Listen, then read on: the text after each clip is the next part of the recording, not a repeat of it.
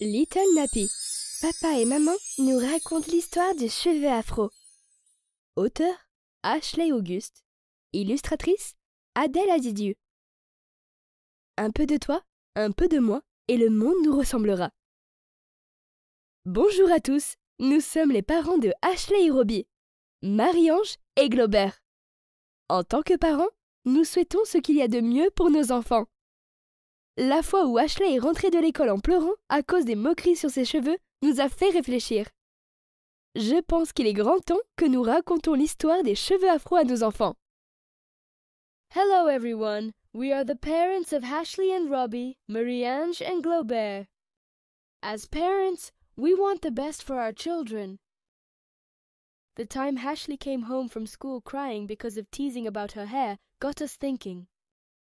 I think it is time we told our children the story of Afro hair. Les enfants, venez vous asseoir. Nous allons vous raconter une histoire très importante. L'histoire de nos cheveux afro. Oh non, c'est pour les filles. Je peux aller jouer, moi? Non, Robbie, ça te concerne aussi. Moi, j'aime les histoires. C'est parti. Sachez les enfants que nous, les Haïtiens, venons à l'origine du continent africain. En Afrique, il y avait de grands empires et de grandes tribus, où grâce à nos cheveux afro, on pouvait différencier les peuples, l'âge, le statut social et d'autres choses. Ma coiffure disait aux autres qui j'étais. Trop cool! Kids, come and sit down. We are going to tell you a very important story, the story of our Afro hair. Oh no, that's for girls. Can I go and play? No, Robbie, it's for you too. I love stories. Let's play! Children, you should know that we Haitians originally come from the African continent. In Africa, there were great empires and tribes, and thanks to our Afro hair, we were able to differentiate between peoples, age, social status, and other things. My hairstyle told others who I was. So cool! Oui, c'est ça. Ensuite, en 1500, la traite des Noirs commence. C'est quoi? C'est un commerce où l'on privait les personnes noires de leur liberté. Quoi? Mais on a le droit de faire ça? Avant, oui. C'est interdit dans de nombreux pays aujourd'hui, dont la France. Quoi qu'il en soit, les coiffures des hommes et des femmes étaient rasées pour qu'ils oublient complètement leur identité. C'est dur! L'histoire de nos cheveux est liée à la traite des Noirs. Plus de 15 millions de personnes ont été victimes de cet esclavage. Parmi eux, nos ancêtres à nous. 15 millions? C'est beaucoup! C'est énorme, Ash! Yes, that's right.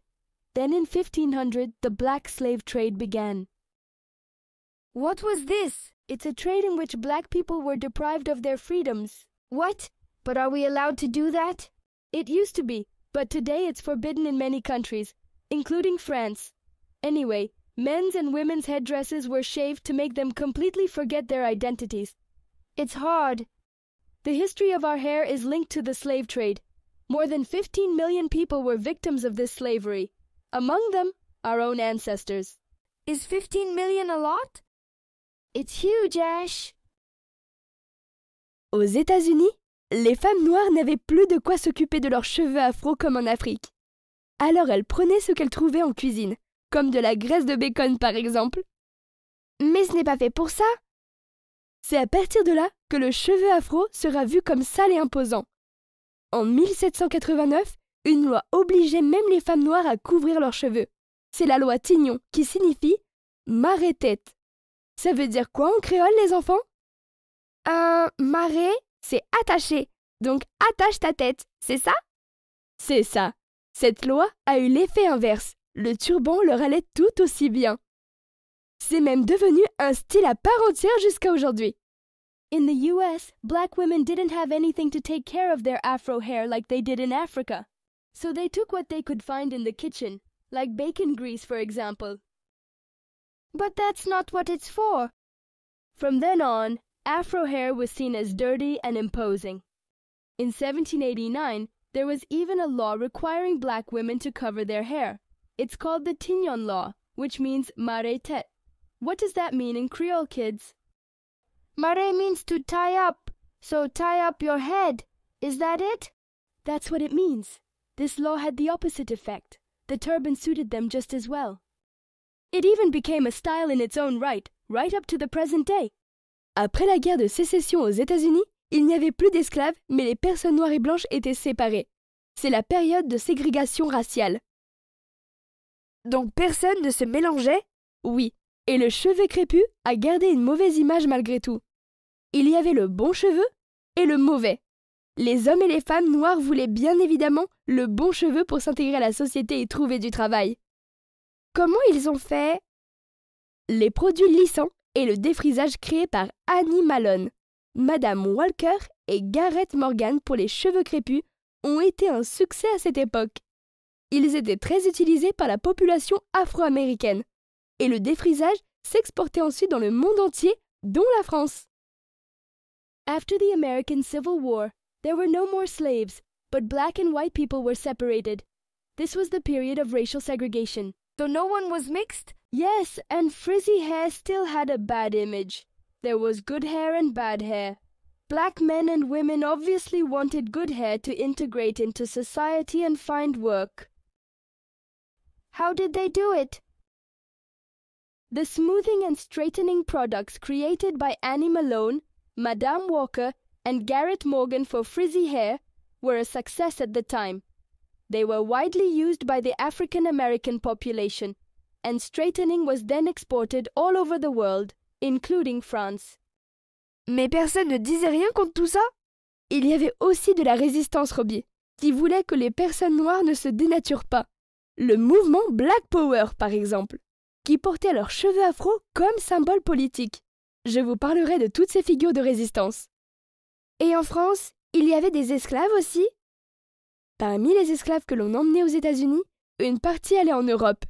Oui, en France, le port de Nantes était principalement connu pour ça. But nobody said anything against it? There was also the Robbie resistance, which wanted black people not to denature themselves. The Black Power movement, for example, wore their afro hair as a political symbol. I'll tell you about all these resistance figures. And in France, there were slaves too?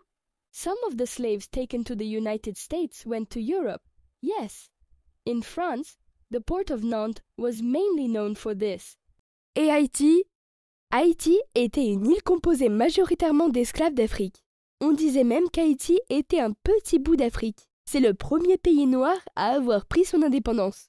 En 1804, Haïti devient même la première république noire libre du monde après la bataille de Vertières qui a été décisive.